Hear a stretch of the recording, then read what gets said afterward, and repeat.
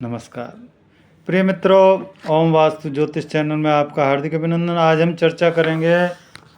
मेरे पास अभी एक फ़ोन आया था कुछ दिनों से कि गुरुजी हमारी जो दादी जी हैं उनमें शरीर में कोई आता है, जैसे कि माता जी आ रही हैं। तो क्या है ये, वाकई माता जी आती हैं या फिर क्या, थोड़ा सा हम समझ नहीं पा रहे, तो आप हमें बताने की कृपा करें।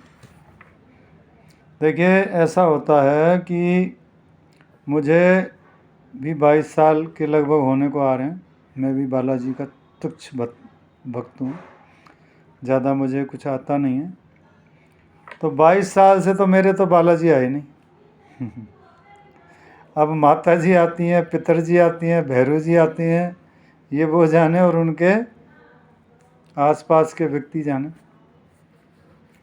लेकिन हमारे जो गुरुजी हैं उन्होंने भी हमें कुछ ज्ञान की बातें बतलाई। हो सकता है उस बात से आप संतुष्ट हों और हो सकता है उस बात से आप संतुष्ट नहीं हों। कारण क्या होता है कि जब हम किसी भी देवता के सामने बैठते हैं और उसमें हमारी ज़्यादा आसक्ति जब बढ़ जाती है तो क्या होने लगता है कि उसके भाव की, जैसे कि अब मैं मंदिर पर बैठता हूँ तो आसपास का पूरा जो एरिया है वहाँ के जो लोग क्या कहते हैं कि जी वो महाराज में बालाजी आते हैं, लेकिन मुझ में बालाजी नहीं आते। लेकिन उन व्यक्तियों की ऐसी राय है, प्रकट होती है कि जब हम बैठते हैं तो कुछ बातें वो महाराज जी हमें बता देते हैं कि जैसे जी आपके कोई घर में भाई एक्सपायर हुआ है, कुंवारा। अब ये क्या चीज़ है, तो हमारे आज तक कोई बालाजी नहीं आए।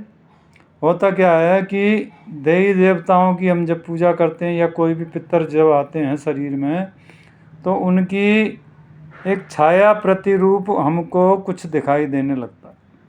ठीक है, चाहे भैरू जी हों, भौमिया जी हों, पितर जी, पितरों का एक मैटर अलग है, लेकिन देवताओं के बारे में मैं आज थोड़ा सा आपको बतलाने जा रहा हूँ कि बहुत से लोग जब कथा हो रही है पांडाल में या कोई कलश यात्रा हो रही है या हवन होता है, उस समय किसी भी स्त्री में, और वो धीरे धीरे मूड हिला रही है, सिर हिला रही है और ऐसा लगता है जैसे इसमें कुछ आ रहा है, और वो कहती है कि मैं माता जी हूँ। तो देखिए, माता जी का स्वरूप मेरे गुरुजी ने तो नहीं बतलाया। हाँ, प्रतिरूप छाया का एक प्रतिरूप होता है, उसको कुछ दिखाई देने लगता है। जब हम उनसे कोई भी बात पूछते हैं तब वो हमें ये बात बतलाते हैं कि ये इनकी समस्या है, ये रोग है, ये दोष है, ये पीड़ा है, और उसका वो उपाय भी बताते हैं। और वो ये भी कहते हैं कि तू रात जगा देना, माता की जागरण कर लेना, पद यात्रा कर लेना, जो भी उस समय उनको जो भी दिखता हो। पितरों के बारे में भी अगर होता है तो वो पितरों के बारे में भी बताते हैं।